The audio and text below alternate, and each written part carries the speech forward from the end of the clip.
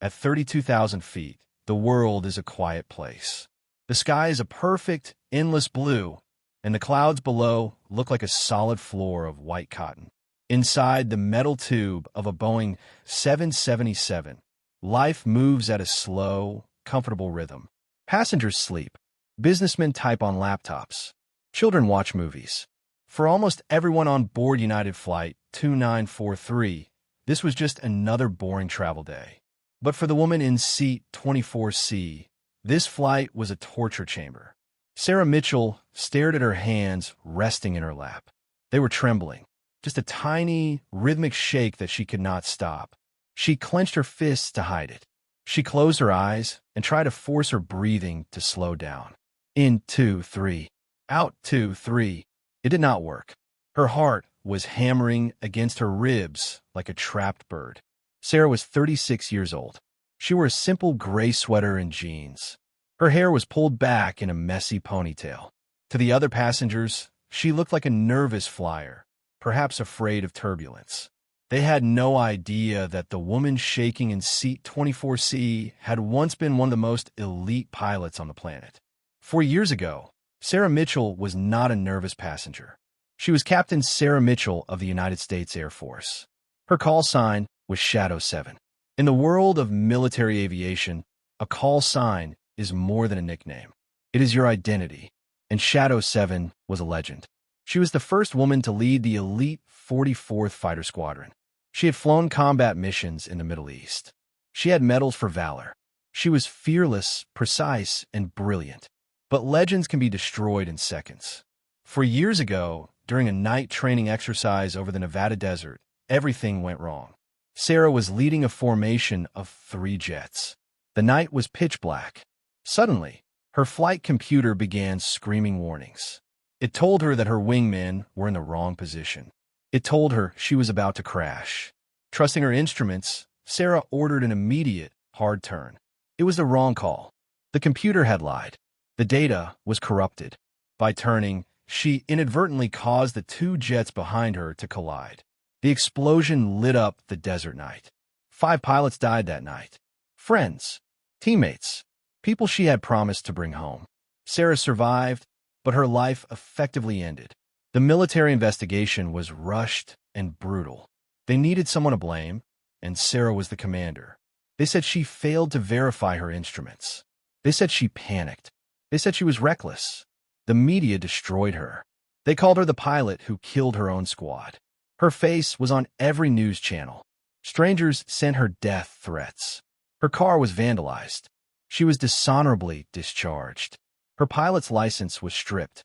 She lost her pension, her friends, and her dignity. She ran away. She moved to a small, nameless town in Colorado and took a job moving boxes in a warehouse. She stopped looking at the sky. She stopped telling people her last name. Sarah Mitchell, the hero, ceased to exist. But the past refuses to stay buried. Now, for years later, she was being forced to go back.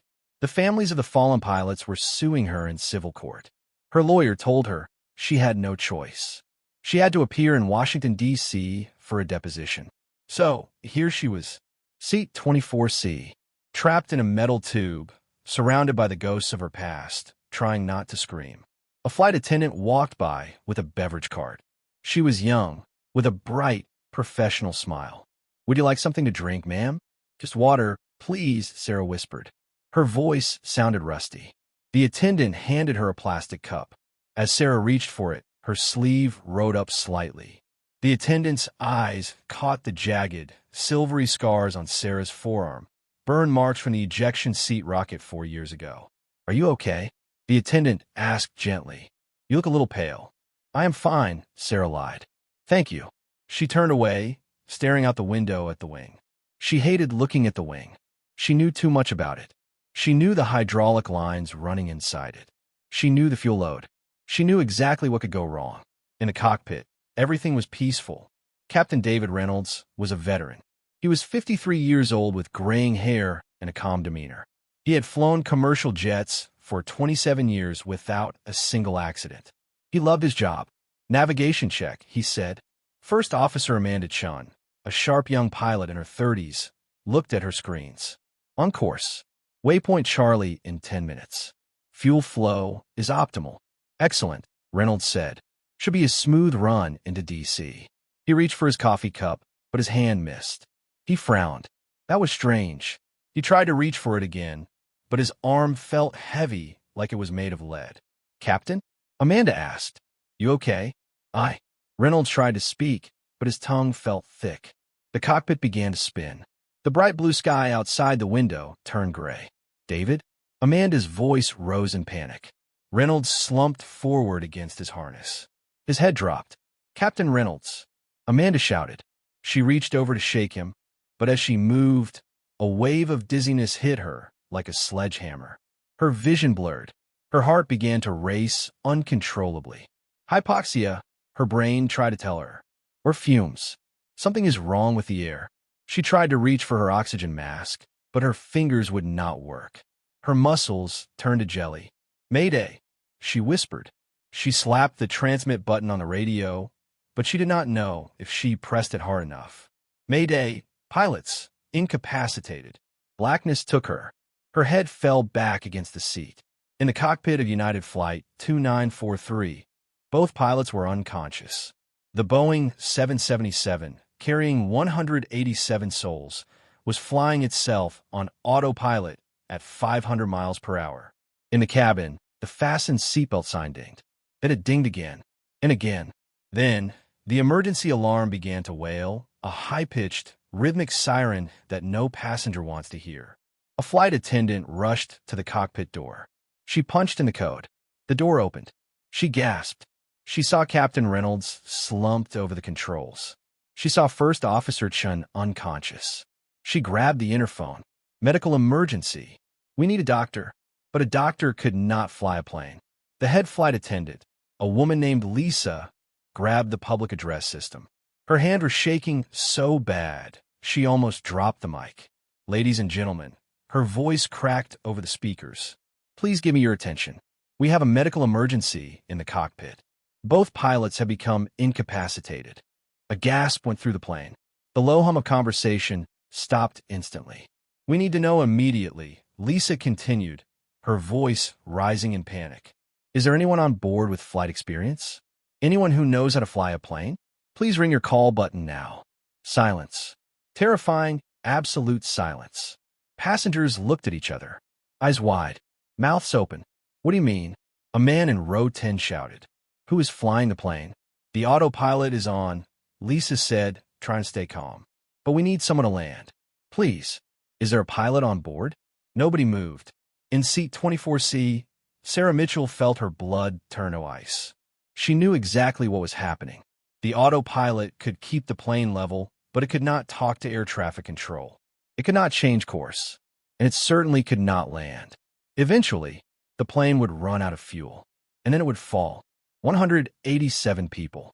Families. Children. Behind her, a little girl asked, Mommy, are we going to crash? No, honey, the mother whispered, but she was crying. Someone will help us. Sarah gripped her armrests. Don't do it, she told herself. Stay seated. You are not a pilot anymore. You are a failure. You kill people. If you try to fly this plane and crash, it will happen all over again. The memories of the Nevada desert flashed in her mind. The fire, the screams on the radio, the funerals. She could not do it. She could not take that responsibility again. Please. The flight attendant begged over the intercom. Anyone. Sarah closed her eyes. She saw the faces of her dead squadron. Marcus, Jennifer, Ryan, Lisa, David. She remembered what Marcus had told her the day he got his wings. We don't fly because it is easy, Sarah. We fly because people rely on us. Sarah opened her eyes. She took a deep breath. She unbuckled her seatbelt. She stood up. The cabin was so quiet that the sound of her seatbelt clicking open sounded like a gunshot. She walked into the aisle. Her legs felt weak, but she forced them to move. Lisa, the flight attendant, saw her. Ma'am, can you help? I am a pilot, Sarah said softly. You are? Lisa looked at Sarah's worn sweater and jeans. Commercial? Military, Sarah said. Former Air Force. Oh, thank God, Lisa sobbed. Come with me. Sarah walked up the long aisle. Hundreds of eyes watched her. They looked at her with hope. They looked at her like she was a savior.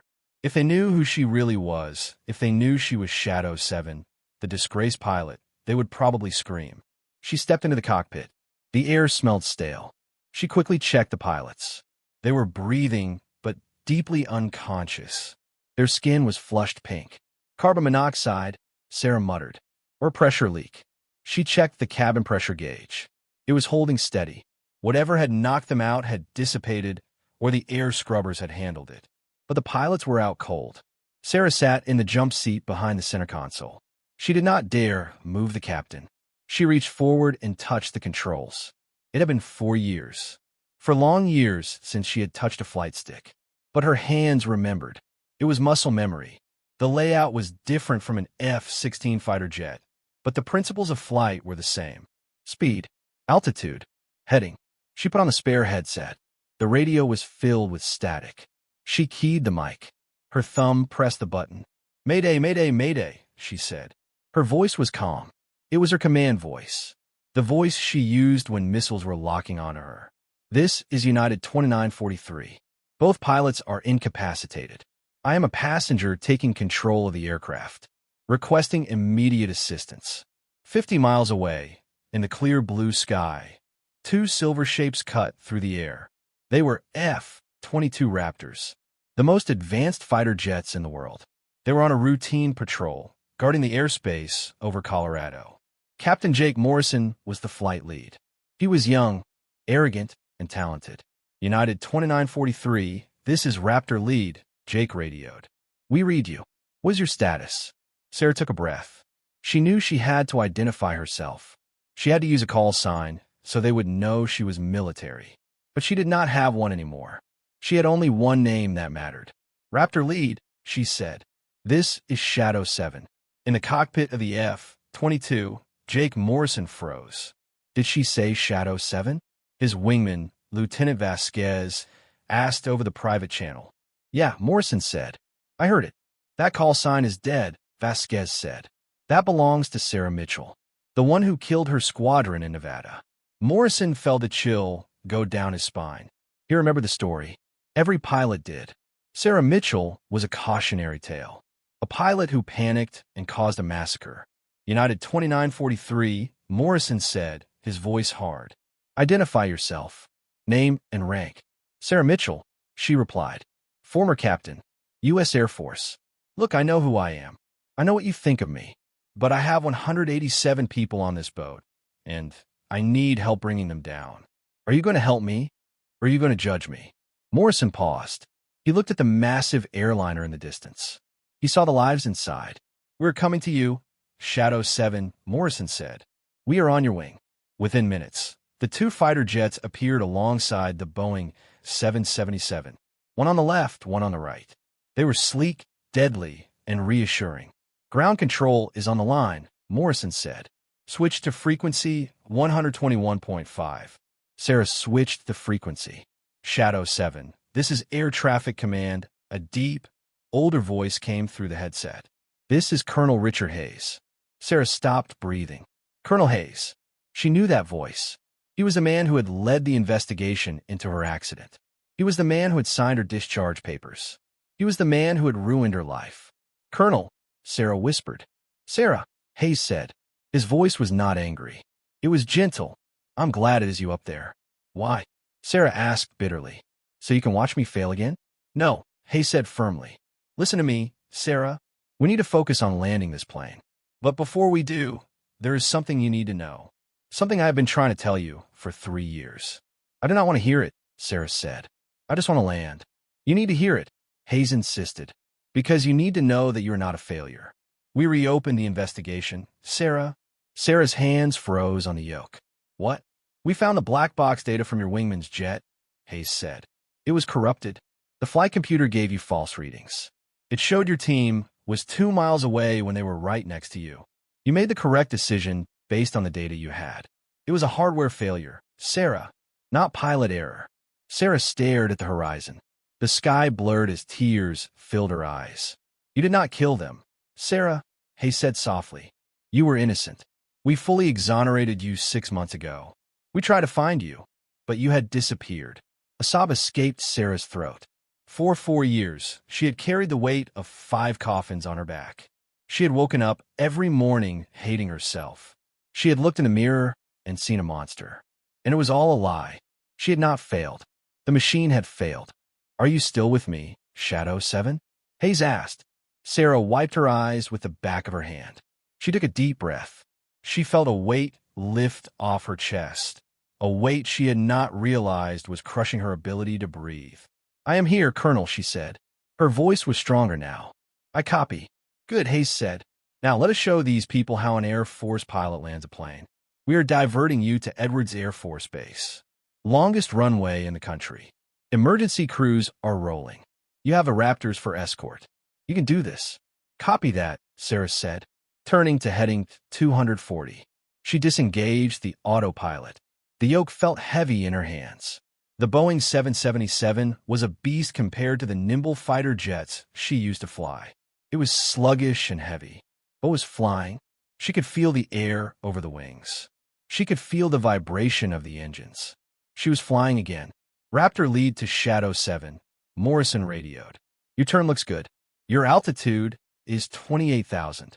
Start your descent." "Roger," Sarah said. She pulled back the throttle. The engines whined down. The nose dropped. Beside her, Captain Reynolds groaned. His eyes fluttered open. "What?" he mumbled. "What happened?" "Captain," Sarah said without looking away from the instruments. "I am Sarah Mitchell. I am flying your plane. We are on emergency approach to Edwards." Reynolds blinked, trying to clear his foggy head. He looked at Sarah. He looked at the window and saw the F-22 fighter jet flying 10 feet off their wingtip. "Who?" Reynolds stammered. "I'm a pilot," Sarah said. "Sit back. I have got this." Reynolds shook his head, fighting the dizziness.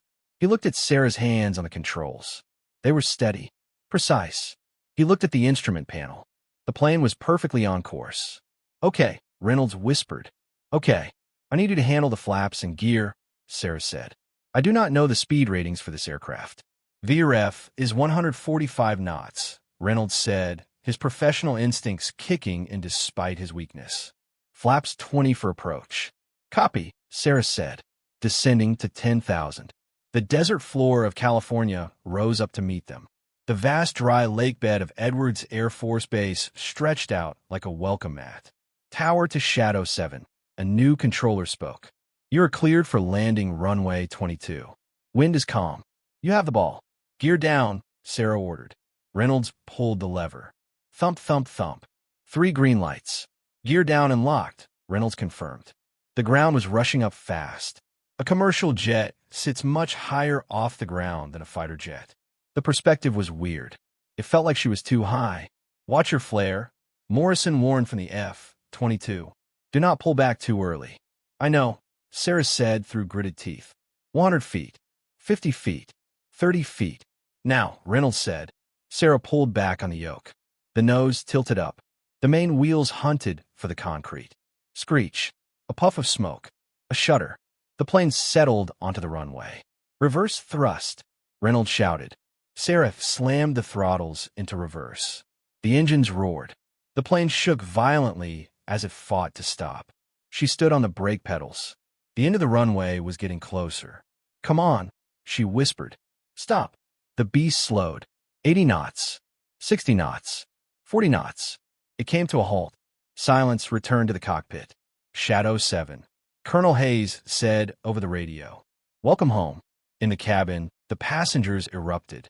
Cheering, crying, applauding. They did not know about the call signs or the military investigations. They just knew they were alive. Sarah let go of the yoke.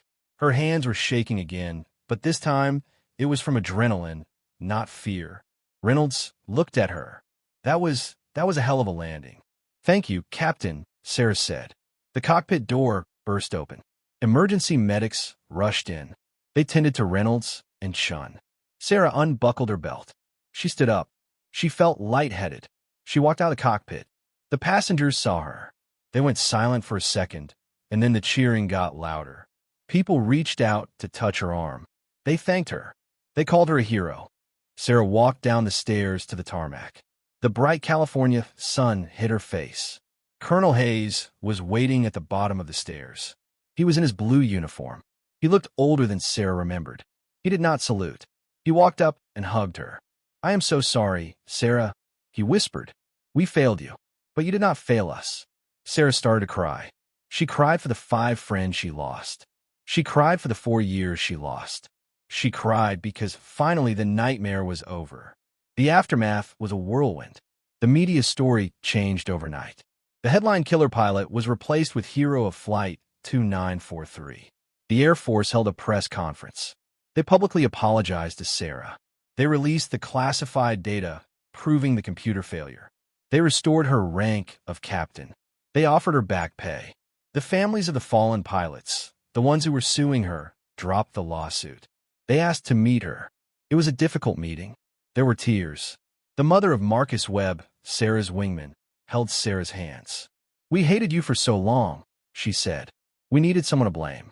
We are so sorry. Marcus loved flying with you. He trusted you." "I love them too," Sarah said. "I miss them every day." A month later, Sarah stood in the office of General Miller at the Pentagon. "We want you back, Sarah," the general said. "We want to give you your squadron back. You can fly the F-35. You can write your own ticket." Sarah looked out the window at the sky. She thought about the rush of combat. She thought about the adrenaline. "No, sir," she said. The general looked surprised. "No? You do not want to fly?" "I want to fly," Sarah said, "but not in combat. I want to teach." "Teach?" "I want to go to the academy," Sarah said. "I want to be a flight instructor. I want to teach young pilots how to handle emergencies. I want to teach them that technology can fail, and when it does, they have to trust their instincts. I do not want another accident like mine to ever happen again." The general smiled. Request granted. 6 months later, the sun was rising over the airfield. It was a crisp, golden morning. Sarah Mitchell walked across the tarmac in her green flight suit. She looked different. The haunted look in her eyes was gone. She walked with purpose. A young man was waiting by the training jet. It was Jake Morrison, the F-22 pilot who had escorted her. "Captain Morrison," Sarah said. "What are you doing here?" Morrison snapped a salute. "Just passing through, ma'am. I wanted to see how you were settling in." "I'm doing good, Jake," she said. "I have something to tell you," Morrison said. "My little sister. Her name is Emily. She is 18. Okay. She watched the news when you landed that 777, Morrison said. She saw how the Air Force treated you and how you came back anyway. She decided she wants to be a pilot. She applied to your class. She wants to learn from Shadow 7. Sarah smiled. It was a genuine, bright smile. "Tell her to get ready to work hard," Sarah said. "I do not go easy on my students." Morrison laughed. "I will warn her." He turned to leave, then stopped. "It is good to have you back in the sky, Sarah." "It is good to be back," she said. Sarah turned to her group of students. 10 young men and women, looking nervous, holding their helmets. They looked at her with awe. They knew the legend. They knew the story. Sarah looked at them. She saw the future. "All right, listen up," she barked. "My name is Captain Mitchell, but in the air, you call me Shadow 7. Today, we are going to learn how to survive when everything goes wrong. Because up there, the only thing that matters is your skill and your nerve. Are you ready?" "Yes, ma'am," they shouted. "Then let us fly." Sarah climbed into the cockpit. She put on her helmet. She lowered the visor. She pushed the throttle forward. The jet roared down the runway and lifted into the air, climbing higher and higher, back into the endless blue where she belonged.